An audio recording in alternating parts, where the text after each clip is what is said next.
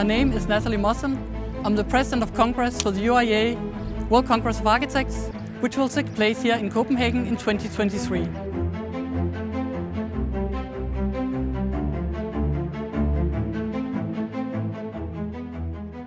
In 2023, Copenhagen is proud to host the UNESCO UIA World Capital of Architecture. We're also honored to host the UIA World Congress of Architecture. Our theme is Sustainable Futures Leave No One Behind. And what does that mean in a Copenhagen context, Camilla? Well, Leave No One Behind for us is really about all the things that we have in common. We share this earth, we share the resources, and we share the precious space in a city like Copenhagen. So navigating this and compromising in a city, creating affordable spaces that are open to everyone and urban spaces that are accessible are really important to us. With the 17 Sustainable Development Goals, the UN has defined the complexity of the challenges we face, both humanely and environmentally. If you look at Copenhagen today, where are our biggest challenges? In Copenhagen, some of the biggest challenges are in terms of creating better urban diversity, so more affordable housing and integration for all. But the urban diversity also goes in terms of the other species that populate the planet together with us. So talking about the biodiversity of the city and how natural features in the city can help to contribute to the quality of life.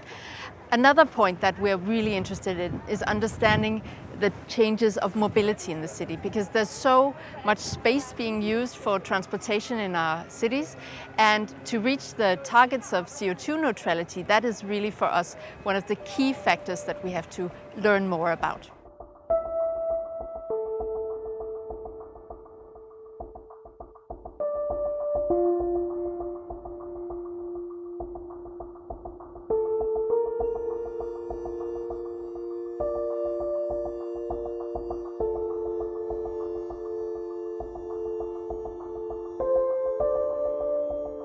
I was trained as a modernist. What actually happened with modernism was that all the cities were made up of spaces until modernism.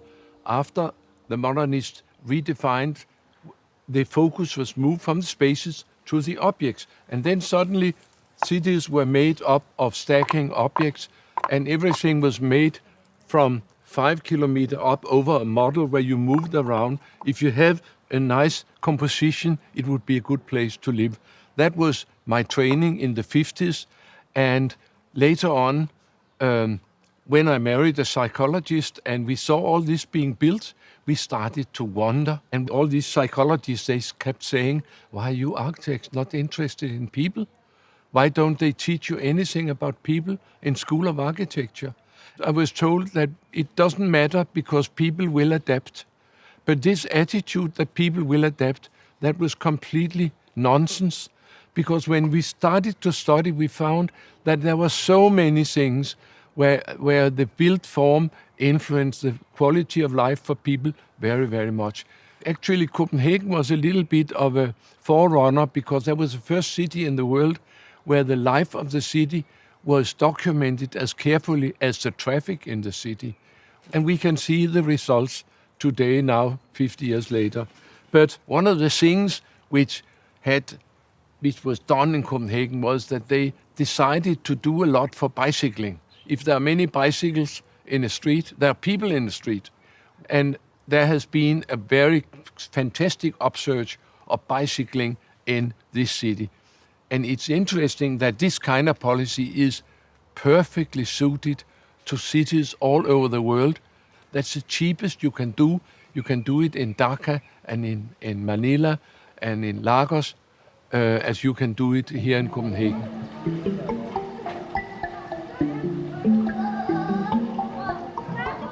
One of my ambitions will be to have cities more create for humans with more space for people.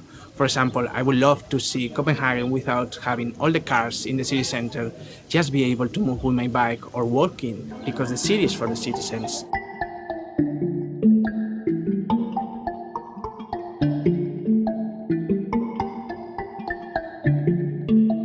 We are standing here today at a piece of architecture that your office has created What was your intention with creating this special place along the coast of Copenhagen?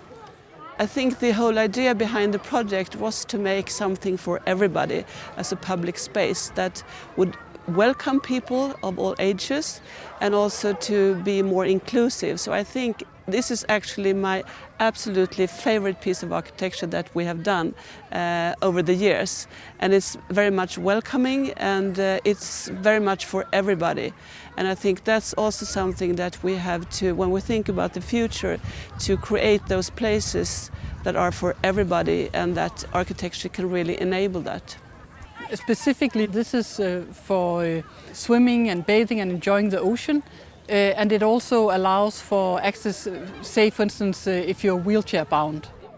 So I think to have this, when you think about diversity, it's not just about women and men and different backgrounds, but also if you have problems, if you're a disabled person. So we need to, everybody has to be part of this, and we can't leave anyone behind. That's also extremely important when we are designing our houses.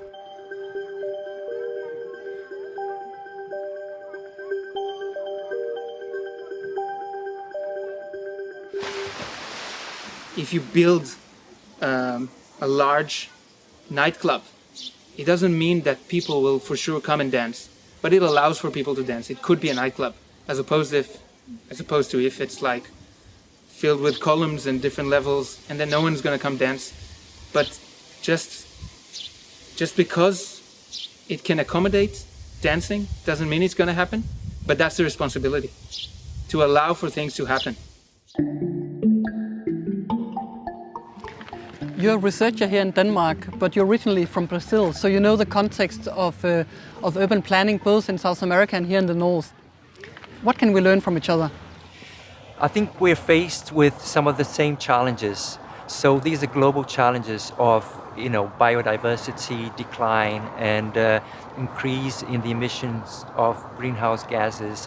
And here, for instance, in Denmark and Northern Europe, we are facing an imminent restructuring of the agricultural sector.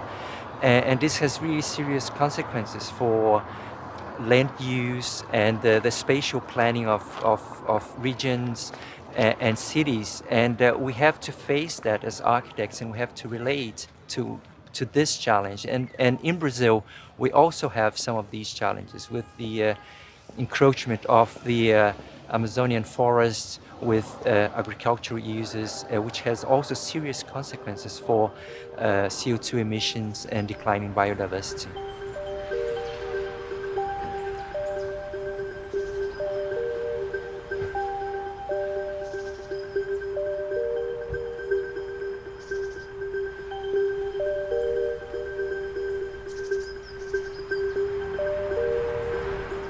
As architects, we have a responsibility to contribute to society to solve the challenges, humane and environmental. And today we are in a place in Copenhagen that illustrates that point. Can you tell us a bit about the location we're in today? Yeah, actually, we are quite centrally placed in Copenhagen here. And this particular housing area has a very interesting story. In 1854, there was a big cholera pandemic in the world, and in Copenhagen there was a very bad outbreak of this cholera. And Copenhagen was confined by its walls, and it was found out, of course, that the closeness, that people are living on top of each other, and the high density was really the problem in this epidemic. They took down the walls just after and expanded the city, and the doctors of Denmark, they went together to make a model city which would be healthy for people and for poor people. They worked together with some of the best architects in the country and made this 150 years ago. It is still one of the best housing places in Copenhagen. It's got a very nice relationship between the common areas and the green areas. And this is an example of how architects could contribute wonderful things given the right programs, and we can also influence the programs. There needs to be much more cooperation from architects to other professions that take care of cities. We need to go hand in hand to create a sustainable future for us and for our children. We can do a difference as architects, both in regard to inclusion, to human quality of life, and also in regard to nature. What are the greatest challenges you see as we move forward? I think we have a very important mission then, because we need to cut down our gas emissions really, since we are having almost 40% of the gas emissions is coming from the building industry. So we need to find new solutions. And when we look ahead in the future, we can also see that people will move into cities and the building stock will increase at the same time. So we need to do something. I think in one way it's interesting to think about new buildings, but I think it's even more interesting to look at the building stock we already have.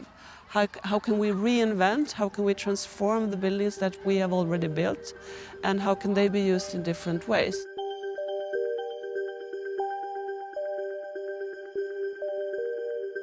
I see a lot of projects at university where we're being trained as architects that are going from the abstract idea into the final building. And that's where it ends, to have a building, and that's kind of the end of the work of the architect. But architecture should start thinking from idea through building and maintenance to what happens after, to demolition, to reuse. Because we see a lot of buildings today that it's quite clear that this hasn't been thought through, and we're kind of stuck with them. And I think this is something that this is a shift in the thinking that could be really, really helpful for future generations. We're meeting here today in a wonderful space in Copenhagen, a square that has been renovated to both improve quality of life for citizens, but also to handle excess rainwater from the increased rainbursts that are a consequence of climate change. I think it's an exemplary project about what you can do in terms of climate adaptation, and we have, as architects, we have to really adopt these agendas in terms of climate adaptation, reduction of greenhouse gases, coexistence with different species, both in urban regions but also in cities, and how these types of coexistence can really be the source of new thinking and a new paradigm and the development of new strategies for urban development.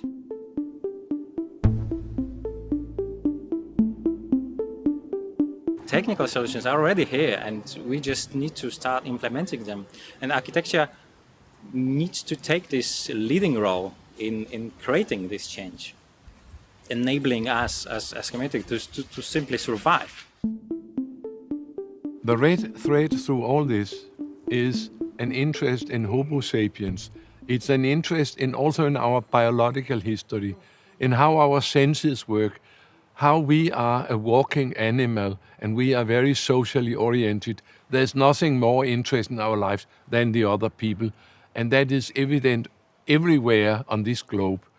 And this is some very basic things, and I would say also to the young students that